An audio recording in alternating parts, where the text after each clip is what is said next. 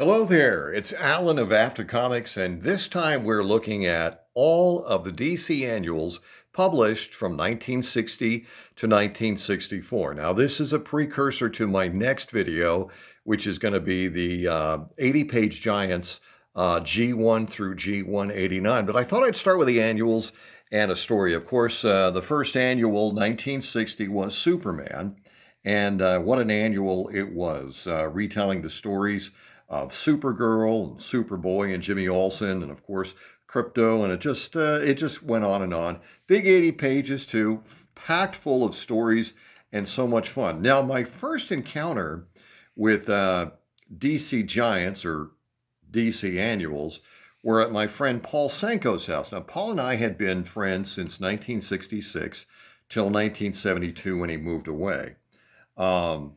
And I've talked about that in another video, how his family just suddenly up and disappeared one day.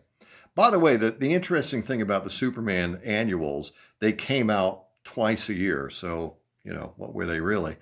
But anyway, Paul gave me my very first 64-page or 80-page Giant, and they were fascinating to me. Now, this was back around 69 when I was really a reader. I didn't become a collector until 1970, and that's when everything changed. That's, it's kind of like getting your first kiss. You're never quite the same after that.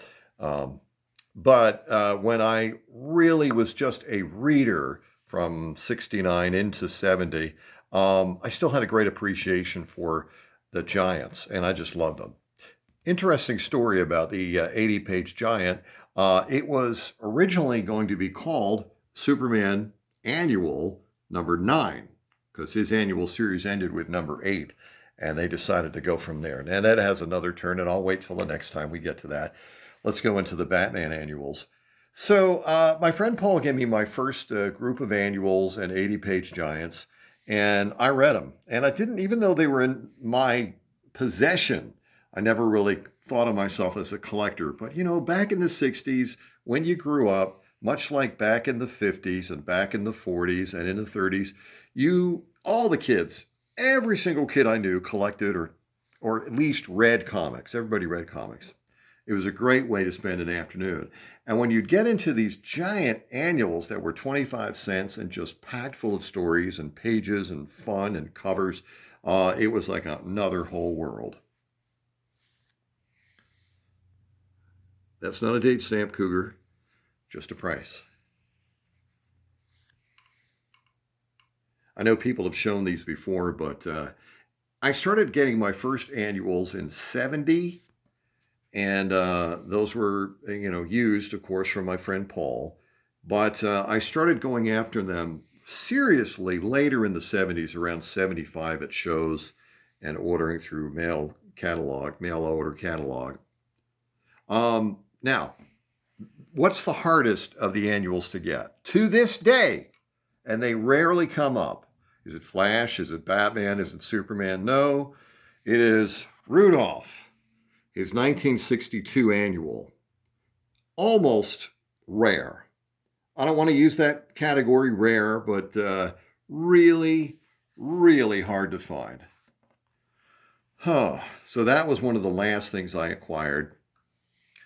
But I spent the better part of 50 years doing this, and it wasn't like it was a main quest.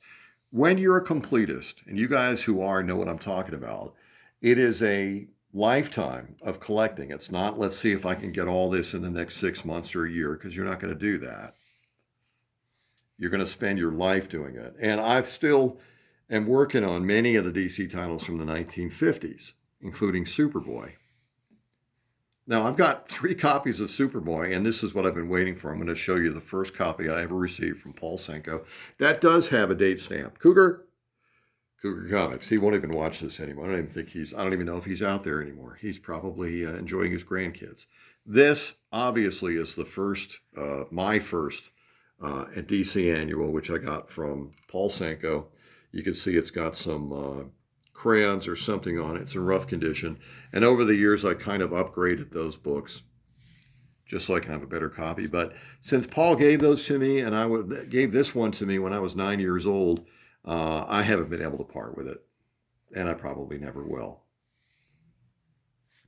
Finally, Sergeant Rock's Prize Battle Tales, wrapping up our DC annuals from 1960 to 1964.